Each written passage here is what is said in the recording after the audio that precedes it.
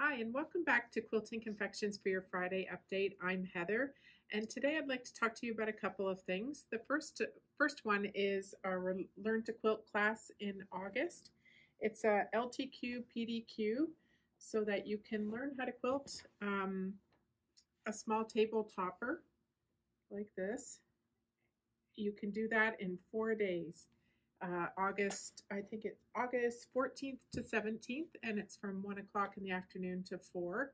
And here's another version of that table topper. So you get to choose your fabrics to make this, and you kind of learn the basics on how to quilt on a small project. So if you'd like to sign up, we have the classes on our website, or you can give us a call or come on in and sign up in person. So hope to see you there.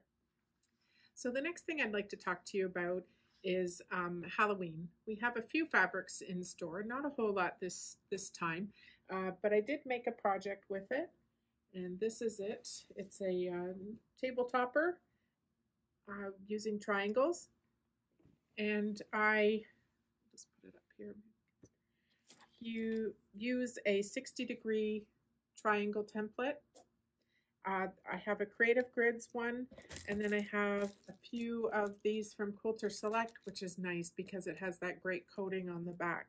So I used this ruler to make this topper, and I'll take you over to the sewing machine to show you in detail how I put the triangles together, and I'll see you back here in a minute. Okay, so now we're at the cutting table. We're going to cut out our triangles. In the kit, which I didn't mention is called Frightful Delight, you have 6-inch strips in the kit. And from each of the strips, you're going to cut as many triangles as you like, and simply by placing the ruler on your strip and cutting and flipping the ruler around and making your other cut, and you just flip-flop that down your strip. So next you're going to lay out your triangles in any arrangement you like, and then you'll find that you need half triangles to finish off your rows to make it square.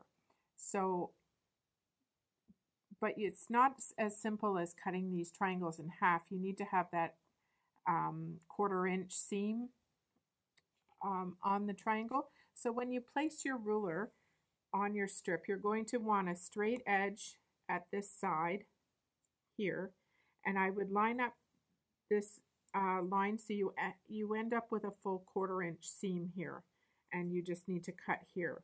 And if you have your fabrics together so that they are wrong sides or right sides together, you'll get opposite triangles so that you end up with these, which are mirror images of each other. And one is a right-hand triangle and one is a left-hand triangle. And that will finish off your rows nicely, as well as giving you this 1/4 inch seam allowance. You have all of your triangles cut out. It's time to take these to the sewing machine. And I just want to show you how you place the triangles for sewing. So when you line up your side, you're going to end up with this little bunny ear, or however you want to call those, dog ears. They have different names for them. And you'll have that sticking out beyond the flat edge of the outside triangle. And then this side, the triangle line, both of the points line up here on this end. And you'll sew this seam.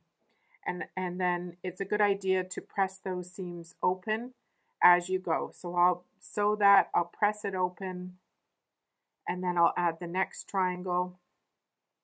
So this time the triangles are lining up top here. This, depending on how you place them, this one is lining up with the flat edges together and the points up here.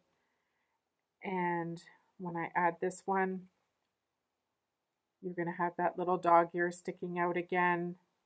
And then down at this other end, if you flip it over, that's a 1/4 inch sticking out beyond the edge of the other triangle.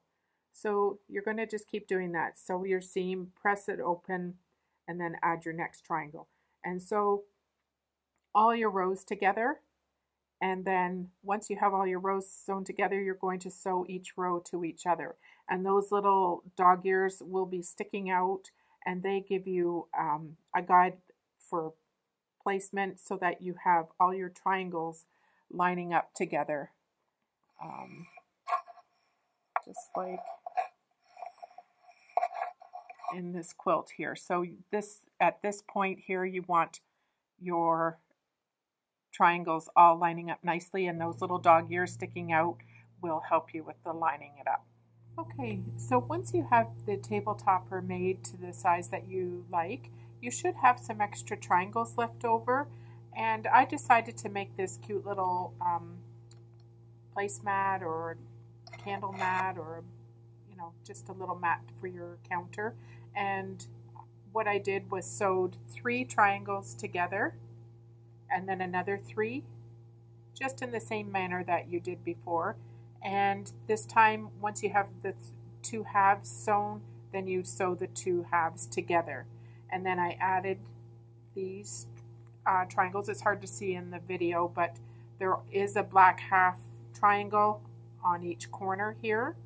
And then I added a 2.5-inch strip on all 4 sides. So you could stop here and just make a little hexagon mat and bind that, but I decided just to make it kind of a square shape here and added the binding here. So when I made my the original table topper, I left out the black and I saved it for this mat. So that's your choice.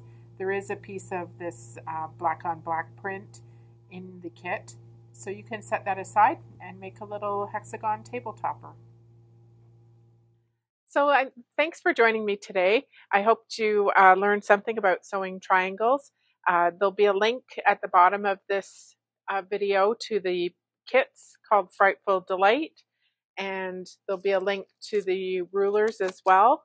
And just as a reminder, whenever you're doing a search on our website, like for instance, you could search for Halloween and all the Halloween fabrics will pop up. Same with Christmas. We try to tag all our fabrics according to their theme or the holiday. So a simple one-word search will usually find what you need when you're searching on our website. So thanks a lot for joining me today, and don't forget to like us on Facebook and Instagram. You can subscribe to our YouTube channel and check out our website, and there you can sign up for our email. Thanks a lot, and I'll see you next time.